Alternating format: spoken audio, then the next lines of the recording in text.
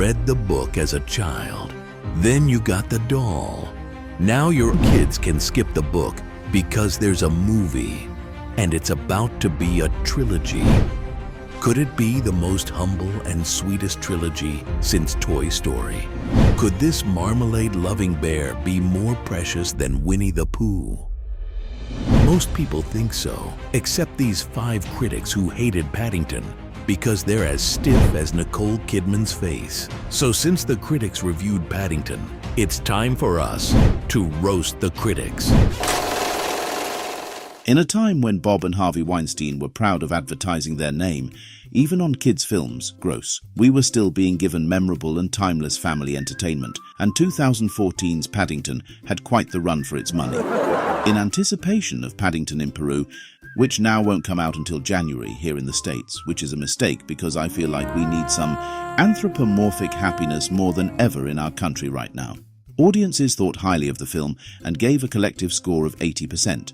Not sure what reason anyone would have to speak ill of this fine film, but maybe the 3% of critics who couldn't bear Paddington will give us a closer look at what would cause someone to not enjoy this totally inoffensive movie. Jeffrey McNabb from Independent, UK, says, if Paddington is to turn into a movie franchise, one suspects that Marmaldi, his spelling error, not mine, one suspects that marmalade sandwiches under hats and scenes of mayhem in kitchens and bathrooms won't be quite enough. Far more attention will need to be paid to the storytelling. I mean, a franchise was born from a group of kids playing hockey. They didn't have to stop playing for the sequels. Doc and Marty had their time machine to return to time and again, and I don't see Jeffrey complaining about that. Why do we have to cut these things so damn close? The same goes for Toy Story. They become lost toys in virtually every movie. John Wick still kicked some tutti frutti patootie with gun fu in the sequels, and he never stopped being mad about his dog.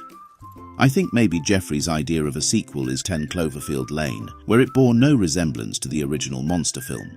Matt Prigg from Metro says, it's the kind of film too dignified to play Lady Marmalade, but not dignified enough to not play I Got You, I Feel Good.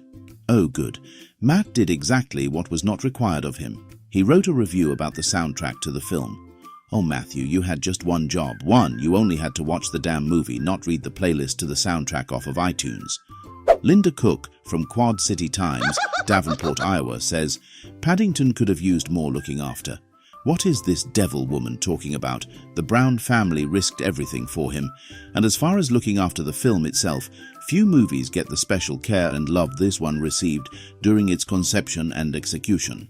Julio Fernando Navas from Cinema Ecuador says, además de la agradable presencia en pantalla de Sally Hawkins y Nicole Kidman, no hay nada más que pueda destacar de la corriente historia de Paddington.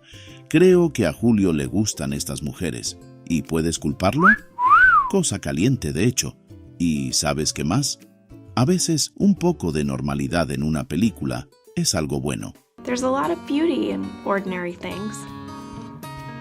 Isn't that kind of the point? Aprendí a hablar así gracias a Rosetta Stone. No son patrocinadores, pero esto es para mostrarles lo que RTC puede hacer con un anuncio. Contáctame para convertirte en patrocinador.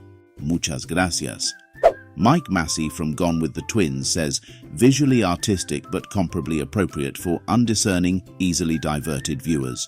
So Mike is saying that if you like this film, then you are a simpleton. That is extremely rude. And so yes, 97% of his peers are daft retards, and 80% of his readership are dullards who wouldn't know true art if it sliced a paper cut right up the center of their buttholes. Way to alienate everyone in your circle, Mike. All right, get out of here, all of you, move it, come on, let's go. And now it's time for the most honest review of Paddington. This week's most honest review mention is for Deborah Ross from The Spectator. She says, this brings Paddington beautifully to life and keeps it faithful to the spirit of the original while skillfully updating it. Let us know in the comments who your favorite fictional bear is. Have a movie request for us? Consider becoming a patron and we'll accept your suggestion as a thank you. The link is in the description.